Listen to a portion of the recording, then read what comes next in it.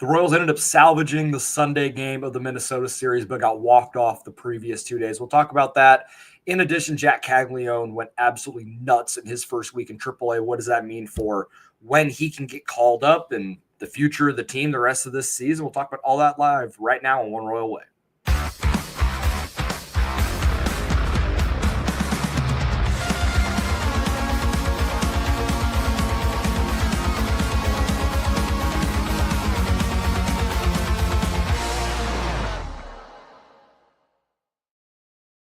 We're back at it here on Kansas City Sports Network. I'm Joel Penfield. Thank y'all so much for tuning in.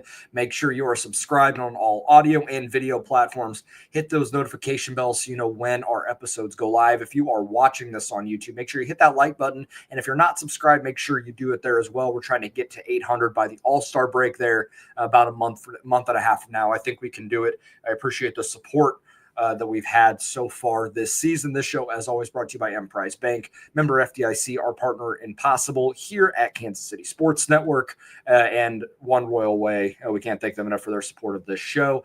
Cheers to everybody here on this Sunday night long weekend. I know that everybody's going to be out there on Monday, having a nice day off, barbecue, and having a good time if the weather permits. But always remember, what Memorial Day is about, remembering those that's may pay the ultimate sacrifice for this country. That's the point of Memorial Day. And so be sure to take a moment and think about those soldiers and their families on this day.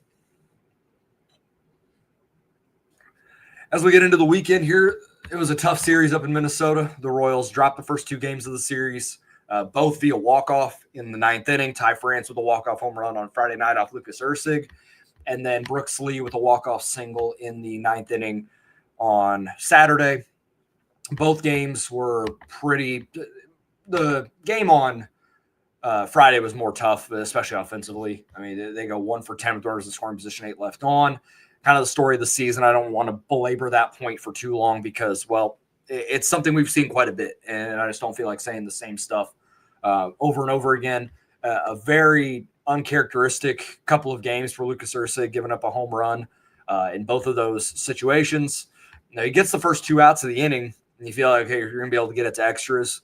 But then or he gets the first out of the inning, and then it was a single to Correa, and then he just hung a slider first pitch to Ty France and was gone.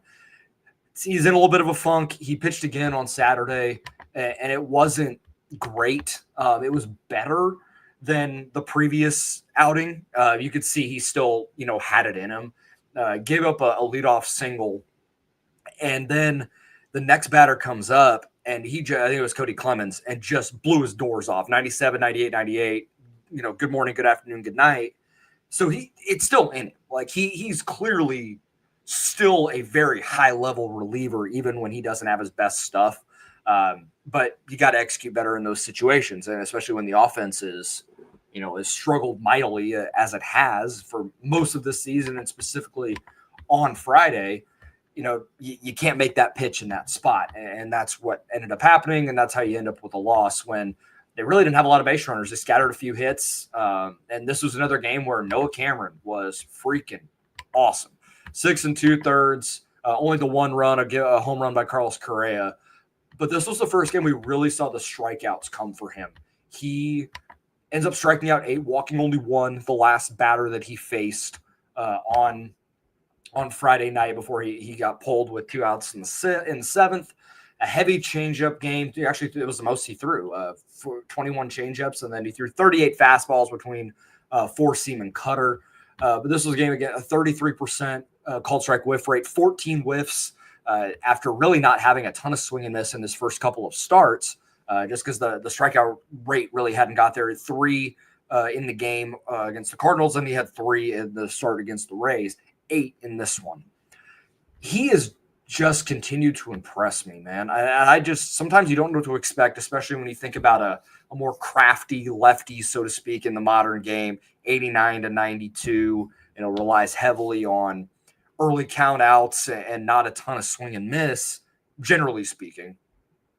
But he just had the command and the control of all 4 or 5 of his pitches is incredibly high level. And that's why when you're able to constantly be in the strike zone, you're not putting yourself in putting yourself at a disadvantage, having runners on or making mistakes over the middle of the plate. Doesn't do a lot of that. Correa got him on an inside fastball, but Carlos Correa has done it for a long time, and it's a rookie. It's a mistake, but he didn't let it affect him and got the next 3 outs with next to no problem.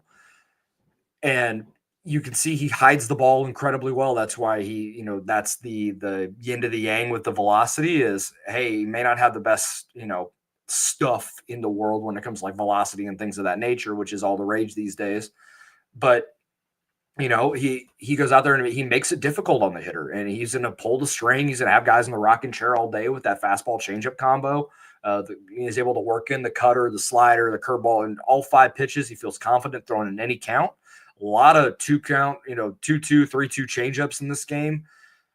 He just continues to impress. It's going to be a really interesting conversation in how they decide to handle the rotation when Lugo and Reagans are healthy. What do you do? I mean, it's pretty clear Noah Cameron can hang at the big league level. It's only 3 starts, but it's been one of the most impressive starts to a career that I've seen in a very long time. From a rookie looking to establish himself. Reagans had already done that. I think that's a different conversation. From a guy like that, just as an example. I don't know what you do because Lorenzen has still been very solid as well. Maybe you move him to the bullpen with in like a swingman type role spot start, and Cameron takes that 5th spot with Bubic. But then you have 3 lefties in your rotation. You don't see that very, very often. And I think he's too good to put in the bullpen. Is he a trade chip if the offense is able to keep this team afloat to be available to buy at the deadline? Like there's a lot here. It's going to be one of the more fascinating discussions, I think, moving forward for where this team is. Taco, I appreciate you. Thank you very much. Chris, appreciate the support there as well. This is going to be, and this game was obviously frustrating. How about the confidence that Chris Bubic is playing with? I'm going to talk about that game probably the other side of the break here in a few minutes, so stick around for that. I didn't really have a ton else on this game because the offense was just in a really rough spot, and you thought Pablo Lopez is a guy that has notoriously killed this team.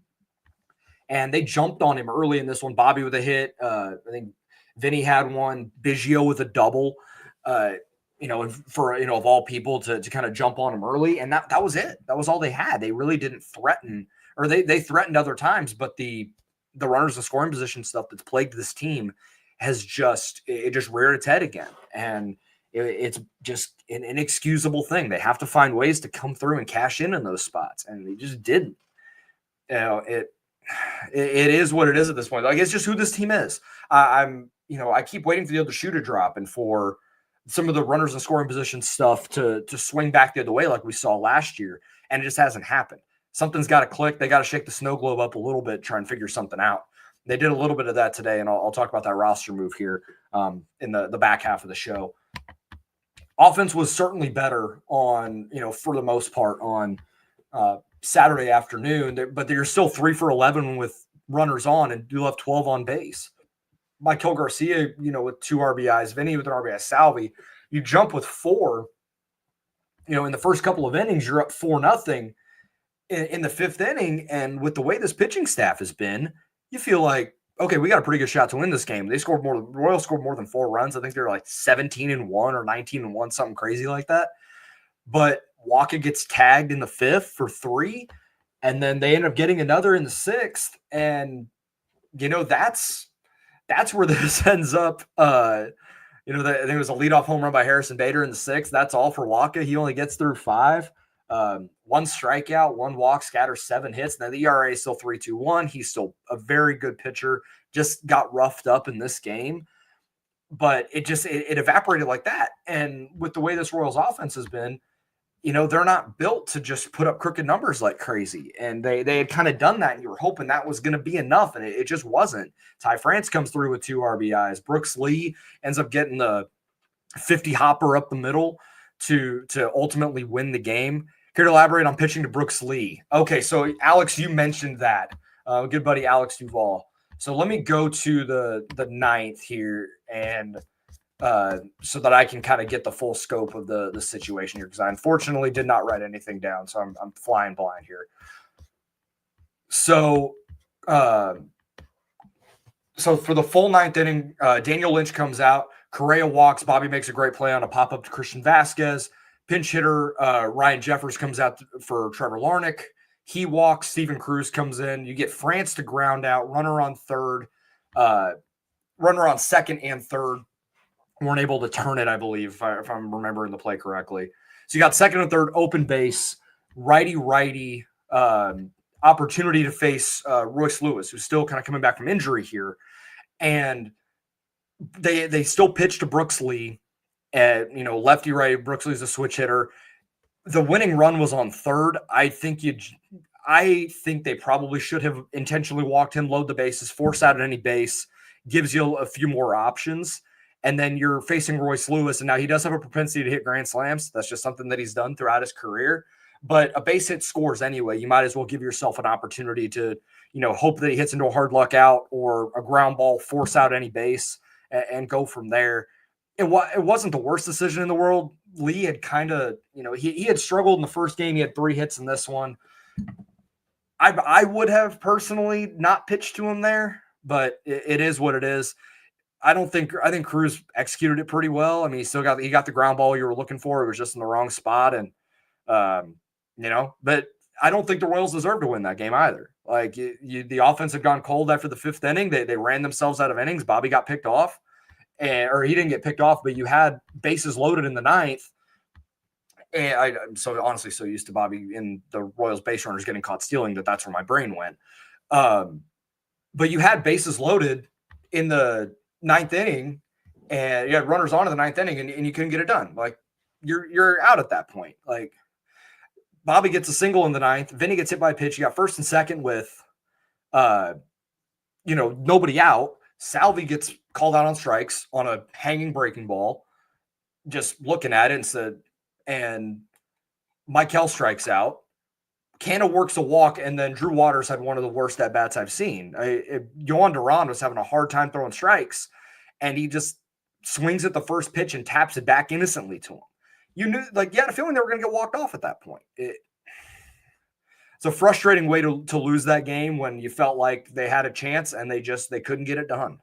And it's kind of the story of this team so far. And I still have high hopes for what this team can be, but they got a lot of stuff to figure out, especially on the offensive side. I'm not worried about the pitching at all in most of these situations. I do need to take a quick break here, and then we'll hop back in and talk about the game today, and then we'll talk Jac Caglianone and the future of the big league club right after this. Looking for tickets for your next event? Tickets for Less is your #1 source. Save big on every purchase when you use promo code KCSN at ticketsforless.com. Success in real estate takes more than vision. It takes the right financial partner. When someone takes something rundown and turns it into something great, that's called a comeback story, like Brain Group. They take distressed properties here in KC, completely rework them, and then turn them into valuable real estate. But that kind of work needs the right bank behind it. Enter Emprise Bank. They're not about cookie-cutter loans. They saw Brain Group's vision, backed them, and now they're making big moves in Kansas City real estate.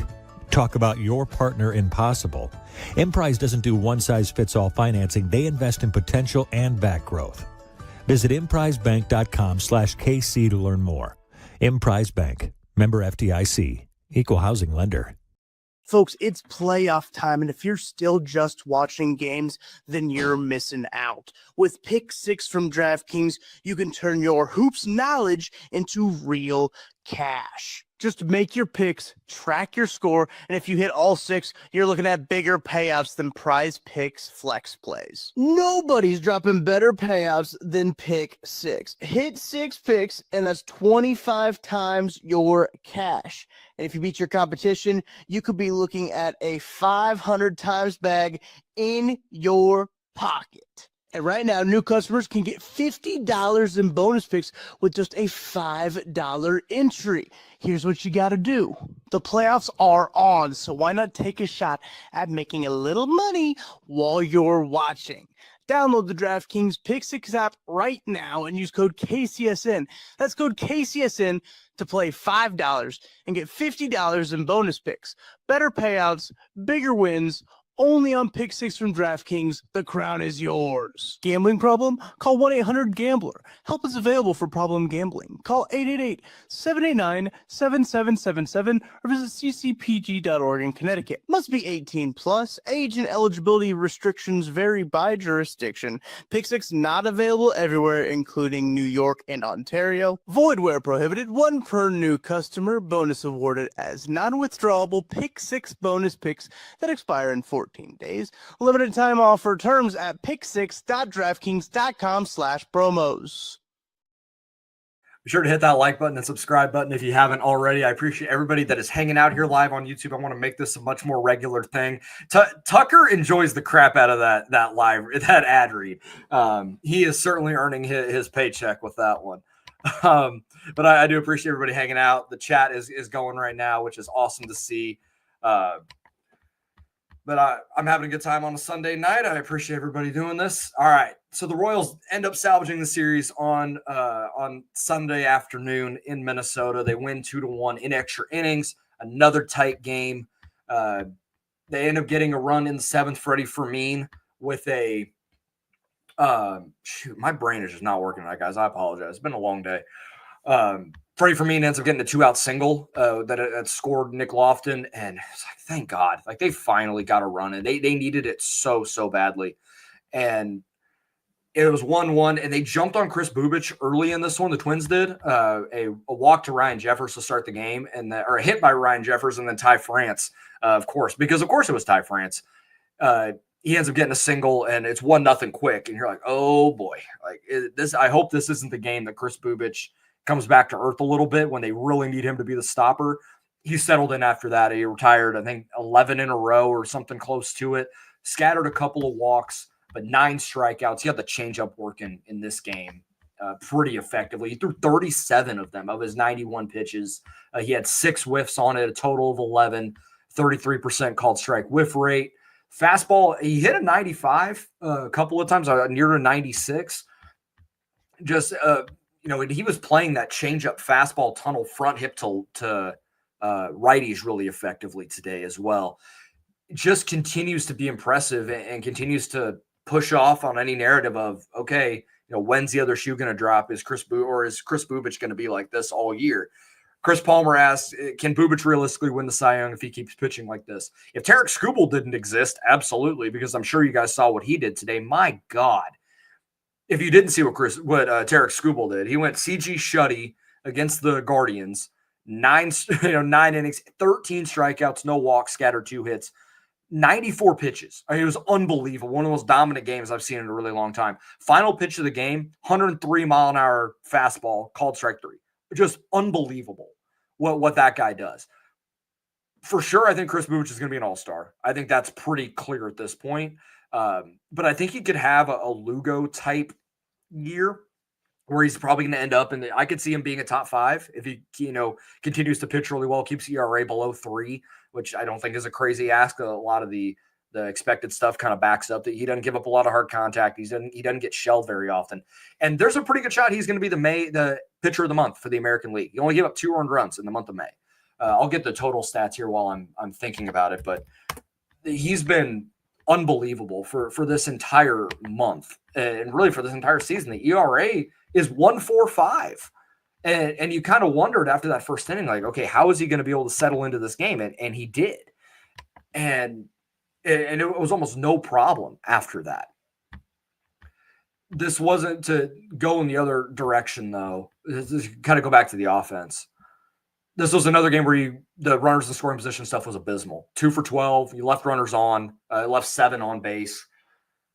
The one, and this is part of this that frustrated me the most about this game, and it's where the base running comes into play. And I haven't talked about it a lot, and I probably need to talk about it more. The base running this year has been awful. I mean, they lead the league in caught stealing.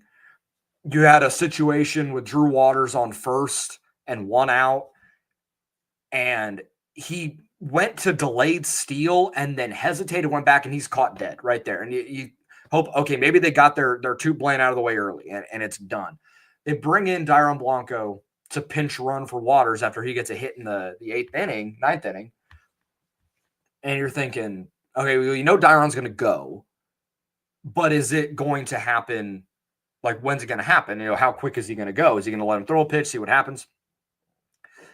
Apparently, it was pretty darn obvious that he was going to go first pitch because before Cole Sands even set, before he even came set in his stance, Ryan Jeffers, and if you watch the broadcast, switched his stance and he kind of has 1 foot behind him like he's just ready to throw. Like he knew it was coming right away. And sure enough, Dyron breaks and he's out by 5 feet because they made it super obvious. And if I can notice that, Damon Hollins and Dyron Blanco have to notice it too. And this is the kind of stuff that with an offense that is as poor as the Royals is at this point in the year, you cannot continually make outs on the bases and, cut yourself loose of base runners. Base runners are such a precious commodity for this team right now, and they're running themselves out of innings consistently. It's not every night, but it's pretty darn close. Few nights a week, they're running themselves out of innings or running themselves out of games with these caught stealings, especially late in games. I understand being aggressive and forcing the issue, forcing the defense to make a play, forcing the catcher to make a throw. Like, I'm okay with all that. And for the most part, there are certain guys, I'm going to let you run. Like, I'm not saying that you can't run, but what I'm saying is it's maddening. And if the Royals offense was better, maybe I'm like, I wouldn't feel as frustrated about it. But when the runs are such a premium for this team at times, you can't continually run yourself out of innings. He got a really bad jump on it too. That was part of it. And if you get a really bad jump, just, cut it loose like Waters did. And Dyron's at least fast enough to get back. He's faster than Drew. But you also have to notice when the catcher's changing his stance, he's ready for you to run. He knows you're going to run. And now you're very lucky that Mike Hill is awesome and came up clutch in the 10th inning. He gets the run. You could feel the exasperation a little bit from Nick Lofton. And they were like, finally, we got a lead. And then shout out Taylor Clark for getting it done in the 10th inning for getting out of that inning. It got a little hairy there, but certainly you're able to get it, get a win and, happy flight back. You got Cincinnati coming in this weekend or this week on Monday. The important question is Maikel Garcia, the best player in baseball history. People are saying, man, and Alex Duvall hopped in here earlier and he said the same thing. Where would the Royals be this year without Maikel Garcia? Like if he was the Maikel Garcia we saw last year, I mean, oh boy, we're talking about one of the worst offenses in baseball, and not Colorado Rockies bad, but on the periphery there. I mean, the guy's been unbelievable, and he's flirting with being an all-star as well. Something that I certainly didn't foresee coming into the year. He's hitting .311 with an .844 OPS. I mean, he's got a batting average is 12 points higher than Bobby right now, and he's flirting with best OPS on the team. And I do want to mention also from an offensive perspective, Vinny Pasquantino's getting going. Weighted runs created plus is up near 140 in the month of May. So that's a decent enough sample that he's getting back on track. Still striking out a little more than you want. I want to see him walk a little more, but good things are coming from him in that way. A couple roster moves happened. I mentioned Nick Lofton. He came up because the Royals designated Hunter Renfroe for assignment. It was a move that we knew was going to happen. It was just a matter of when. They did it after the most recent series earlier in the week. It was going to happen at some point. It was just a matter of when, and they made that decision after the San Francisco series. And you wish the guy nothing but the best. Even, despite the struggles, you still, you don't like that to happen for the guy, but from a business sense, it just has to happen. Is it rave time? Chris Palmer asks. So the other move, and this was made, it hasn't been officially made, but it's on the Royals website. It's been confirmed by Annie Rogers at MLB.com that Kevin Biggio has been optioned by the Royals. And they have not announced a corresponding move yet. It was noted that John Rave did not play today in Omaha. So theoretically, you think that could be the move. It's him, Cam Devaney are in that conversation. But this is, again, some of the stuff that I've talked about on the radio. I've talked about it here, that this team is going to have to shake the snow globe a little bit. They're going to have to change things up. They're going to have to do something to try and manufacture some offense. And John Rave has proven enough this year, and he did at times last year, in AAA after, second go round there, that it might be time and just to see what he can do. And I'm not asking him to be awesome for the rest of the year. Just can he be a spark for like 2 weeks and help, inject some life into this offense for a little bit? They need it bad. And especially from the outfield. The outfield offense is just not there. Credit to Kyle Isbell for improving offensively this year. Drew Waters has actually, he's been fine. It's, a league average-ish bat. But there's not a lot of impact out there right now. Not a lot. I mean, hardly any true impact. I think Rave can supply some of that with some solid defense as well. And we'll see what that ends on. Cam Devaney would be really interesting, but he's almost shortstop exclusively. So I don't know if they're gonna let him play second, and there's a secondary move there with maybe like a Michael Massey option or anything like that. Unless they're just willing to make Cam Devaney a bench utility type. I don't know. He's played shortstop almost exclusively since coming over to Kansas City. So I'm not really sure what they're going to end up doing there. But we'll find out, early tomorrow, before lunchtime or so. It's a 3:10 first pitch at Kauffman against the Reds. We'll know what that corresponding move is, and we'll find out. Another guy that's knocking down the door, what Jac Caglianone did this week for the Storm Chasers is just absurd, man. The guy, it's his first series in AAA, and he slashed 346, 357, 923 slug. That's a 1280 OPS, 5 homers, 10 RBIs. He leads all of professional baseball in RBIs with 53 this season, 14 homers, 53 RBIs. If you want to count his time in AA as well, the slash is 326, 389, 607, just south of a 1,000 OPS.